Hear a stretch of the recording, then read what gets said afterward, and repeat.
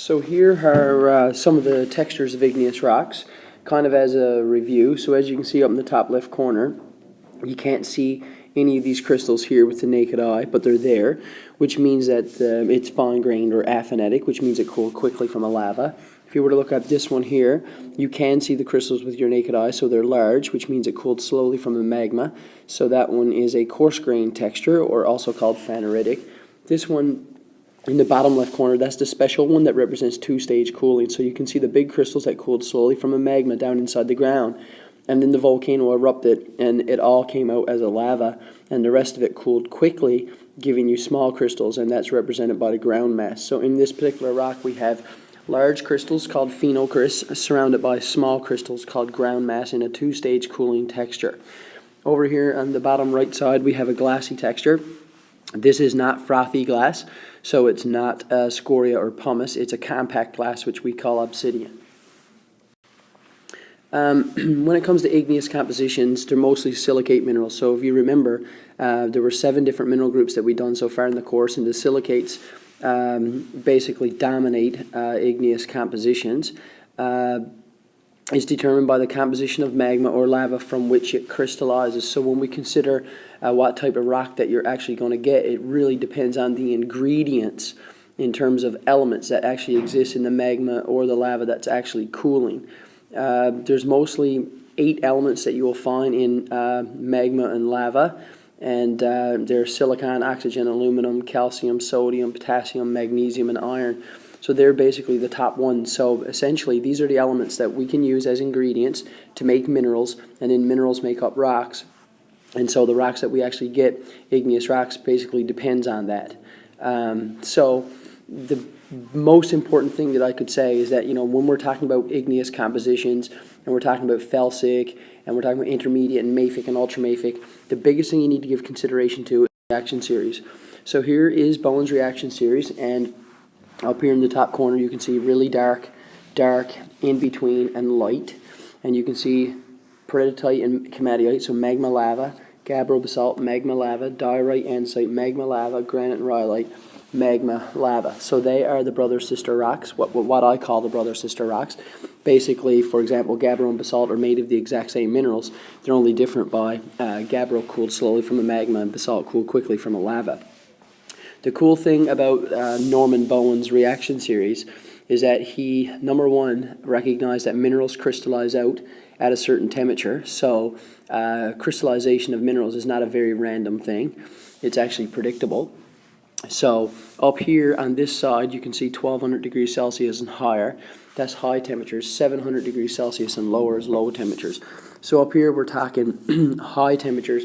And down here, we're talking low temperatures. So if you have a magma or a lava that starts to cool, it'll actually start to cool this particular way. So these are the minerals here that you get in ultramafic rocks. These are the minerals here that you get in the mafic rocks. These are the minerals here you get in the intermediate rocks. And these are the minerals here that you get in the felsic rocks. And if you remember anything about some of these minerals from the lab, you'll recognize that some of the minerals are light in color and some of the minerals are dark in color. And that's why you get felsic being light versus mafic or ultramafic being dark. One of the things that I also want to point out now, we're not at volcanoes yet, but the biggest factor with volcanoes is silica content. And if you look here, down here on the felsic side, 75% silica. Up here on the mafic, ultramafic side, 40% silica. Silica basically tells you how thick your molten is going to be. So if molten is really, really thick, it can't flow, so it builds up and explodes. So the moral of the story is that if you have a felsic composition, typically that volcano is going to be way, way, way more explosive. Whereas if you have an ultramafic or a mafic composition, your volcano is going to be more runny, more flow, less explosive. So magma cools slowly, lava cools fast. Solidification occurs due to a process called crystallization. And silicate minerals go in 2 groups, dark and light. So if you remember, the dark silicates are called cemantic silicates, and the light silicate minerals are called sialic silicates. So the reason why the cemantic silicates are dark is because they have a lot of iron and magnesium in it. And the reason why the sialic silicates are light is because they have a lot of aluminum, potassium, sodium, and calcium in it. So Examples of minerals from Bowen's reaction series that are semantic would be olivine, pyroxene, amphibole, which is also called hornblende, and biotite. And these are the ones that make up the ultramafic side. And then quartz and muscovite mica and potassium feldspar, they're more down on the felsic side. So here's a different version of Bowen's reaction series, and everything is there exactly as I explained it in the previous version, except they have temperature over here on this particular side, and your brother-sister rocks are on this side, and the minerals are crossways. The only thing I'd like to say is that there's nothing on here that basically shows silica content, which relates to the volcanoes that we talked about in the previous version of this diagram. So igneous rocks are classified based on two factors: what minerals are in there, so the mineral composition, and the texture. And we know now that there's 5 different textures of igneous rocks: phaneritic, aphanitic, glassy, vesicular, and porphyritic. Mafic is typically high in magnesium and iron, so it's typically darker. Felsic, I like to think of like feldspar and silica. So it's higher in silica and is basically lighter in color.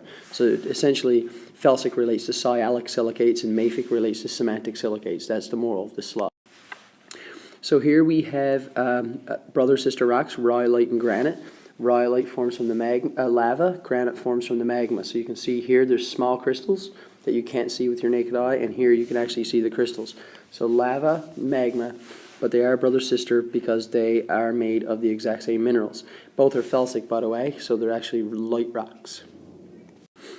Obsidian and pumice. Obsidian doesn't have any crystals. Pumice doesn't have any crystals. The only difference is that obsidian is a compact glass and pumice is a frothy glass. Andesite and diorite. I have a little bit of a problem with this particular picture that they had on the website that I took it from. You shouldn't be able to see any crystals in here. To me, this is more of a porphyritic texture than an aphanitic texture, because you can see the big crystals and the small crystals. So I won't really say much about andesite based on this picture. Just know that if it's andesite, it's in between in color, so there are some lights and some darks. And when you look at the picture here, you should not be able to see crystals with your naked eye, meaning that it cooled quickly from a lava. Diorite, you should be able to see the crystals because it cooled slowly from a magma, so they should be bigger. These are the brother-sister rocks for intermediate. Here we have basalt and gabbro. So now you can see you can't see the crystals in basalt because they're small, because they cooled quickly from a lava. And this is gabbro, you can see the crystals, so they're bigger, so they cooled slowly from a magma. So basalt and gabbro are brother-sister rocks, and yeah, they're mafic in color. So in that particular case, we didn't do peridotite and komatiite. They're less important, I suppose, as opposed to the other 3 pairs. And I just wanted to show you a picture of scoria because I had samples of pumice in class, which is frothy glass. But I just wanted to show you scoria, which is also frothy glass. And as you can see, not only does this sample of scoria have a glassy texture, but it also has a vesicular texture, so you can see the holes in it due to gas escape. And this particular sample of scoria is mafic because it's really, really dark in color.